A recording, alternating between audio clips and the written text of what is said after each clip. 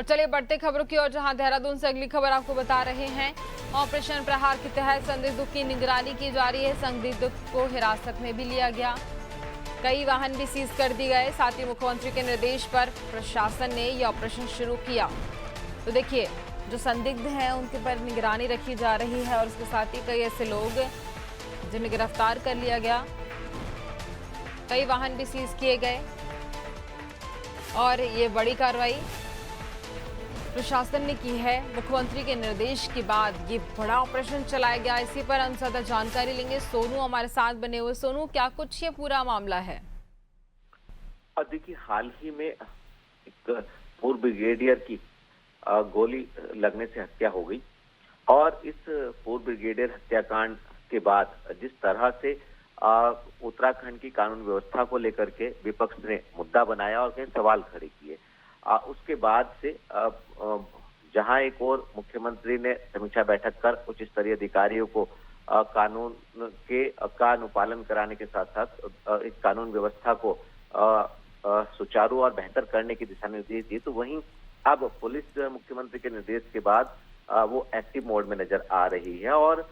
जिस तरह से उत्तराखंड में खासतौर से राजधानी में अपराध का आए दिन ग्राफ बढ़ रहा है, इसको कंट्रोल करने के लिए पुलिस ने अपने स्तर से अब प्रयास शुरू कर दिए हैं और इसी परिप्रेक्ष्य में अब जो संदिग्ध हैं उनकी धरपकड़ की जा रही है।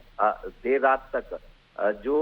ऑपरेशन प्रहार है उसके तहत पुलिस के अधिकारियों ने, कर्मचारियों ने, पुलिस प्रशासन ने तकरीबन 149 संदिग्धों को हिरासत में लिया है और 67 ऐसे वाहन है गुंजन जिनको सीज किया है। और इसके साथ साथ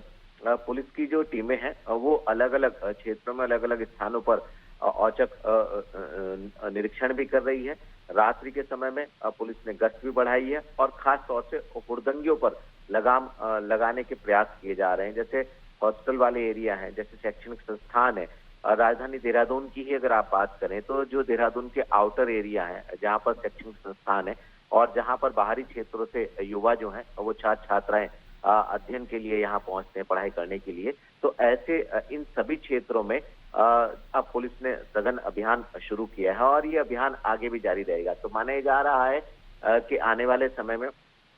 जो एक के बाद एक क्राइम की वारदात सामने आई है, इस तरह की घटनाएं अब यहाँ नहीं घटेंगी, ऐसी उम्मीद की जा रही है गुंजन।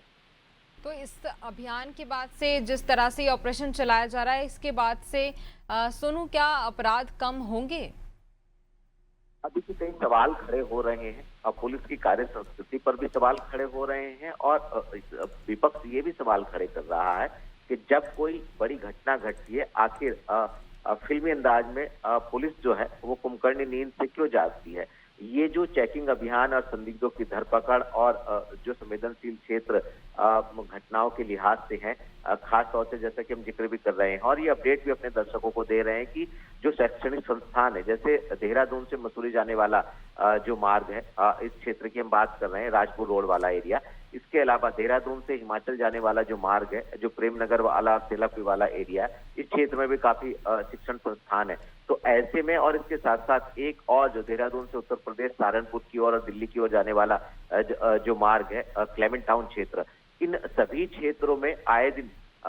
जो घटनाएं घटती हैं, इन घटनाओं को विराम लगाने में क्या पुलिस को सफलता मिल पाएगी और पुलिस किसी बड़ी घटना के बाद ही आखिर एक्टिव मोड में क्यों नजर आती है, नियमित तौर पर जो है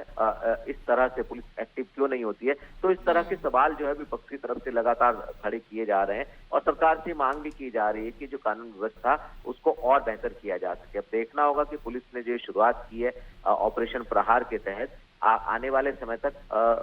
समय में कितने दिनों तक पुलिस जो है इस ऑपरेशन के तहत अपनी जो ये सतर्कता है, ये तत्परता है, ये दिखाती रहेगी। बिल्कुल सोनू, आगे आपसे जानकारी लेंगे, आप बने रहिए हमारे साथ।